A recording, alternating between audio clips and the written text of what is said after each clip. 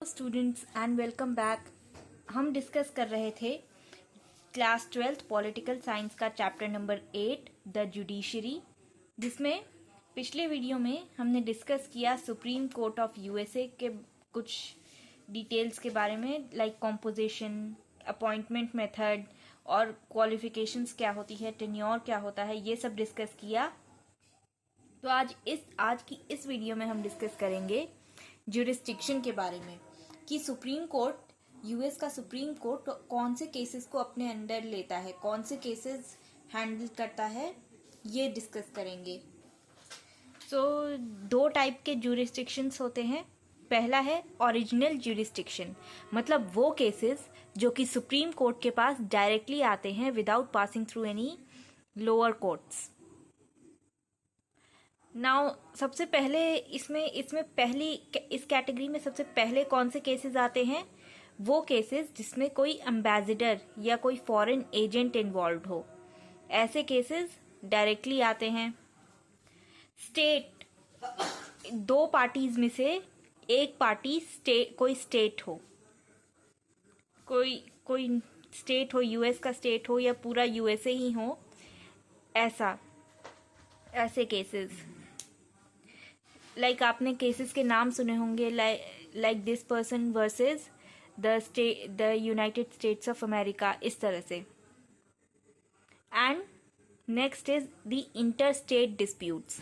तो अगर दो स्टेट के बीच में कोई डिस्प्यूट है, कोई प्रॉब्लम है, कोई इश्यूज हैं, तो ऐसे प्रॉब्लम्स को सॉल्व करने के लिए केसेस डायरेक्टली सुप्रीम कोर्ट के पास आते हैं यूएस में। And next is centre state disputes, मतलब सेंट्रल गवर्नमेंट और स्टेट गवर्नमेंट के बीच, किसी भी स्टेट के बीच अगर कोई इशू है, कोई एक स्टेट हो सकता है या दो स्टेट्स भी हो सकते हैं, 2 या 3 स्टेट्स भी हो सकते हैं, ऐसे स्टेट्स के केसेस भी ओरिजिनल ज्यूरिस्डिक्शन ही लेता है। तो ये सारे केसेस हैं जो कि यूएस सुप्रीम कोर्ट के ओरिजिनल ज्यूरिस्डिक्शन के अंडर आते हैं। नेक्स्ट हम देखते हैं दूसरा टाइप का jurisdiction is the appellate jurisdiction. तो इसमें एपिलेट का मतलब है कि अपील्स, ये इसमें नॉर्मली होते हैं अपील्स, जो भी फेडरल कोर्ट के डिसीजंस होते हैं उसके अगेंस्ट कोई अगर अपील फाइल करे फेडरल कोर्ट्स या स्टेट के हाईएस्ट कोर्ट, किसी भी स्टेट के हाईएस्ट कोर्ट्स के अगेंस्ट कोई डिसीजन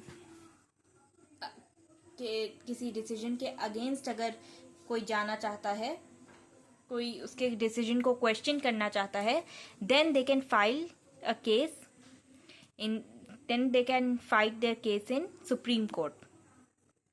अब इसमें सुप्रीम कोर्ट ये केसेस कैसे रिसीव करते हैं, कैसे सुप्रीम कोर्ट के पास कैसे पहुंचते हैं? तो सबसे पहला तरीका है कि स्टेट कोर्ट से डायरेक्टली वो रिव्यू के लिए पहुंच जाते हैं सुप्रीम कोर्ट। ये तब होता है जब किसी भी स्टेट के या फेडरल लॉ की वैलिडिटी कॉन्स्टिट्यूशन के अंडर आती हो। नेक्स्ट बात करते हैं फेडरल डिस्ट्रिक्ट कोर्ट्स की।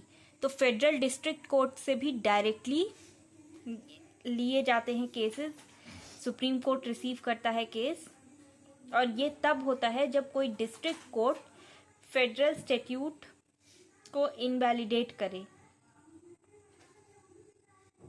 नेक्स्ट है पेटिशंस रिसीव की जाती हैं।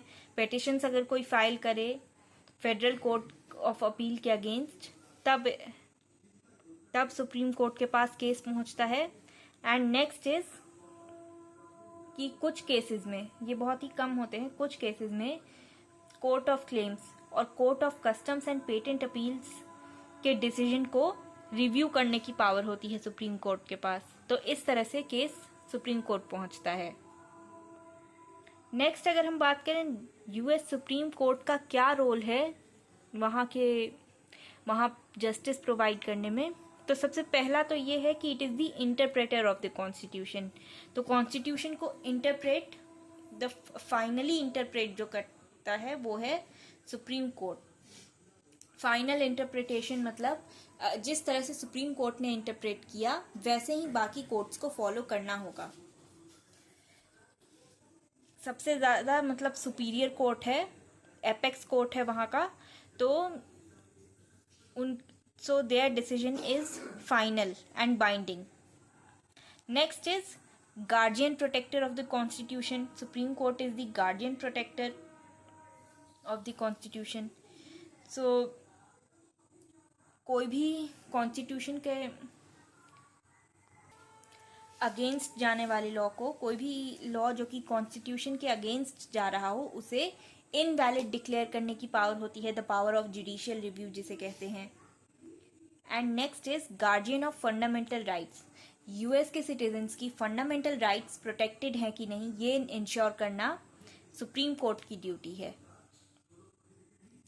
एंड लॉ मेकिंग में भी रोल है, लाइक जुडिशियल रिव्यू की पावर के थ्रू सुप्रीम कोर्ट ये रोल एक्सरसाइज करती है, the role of law making.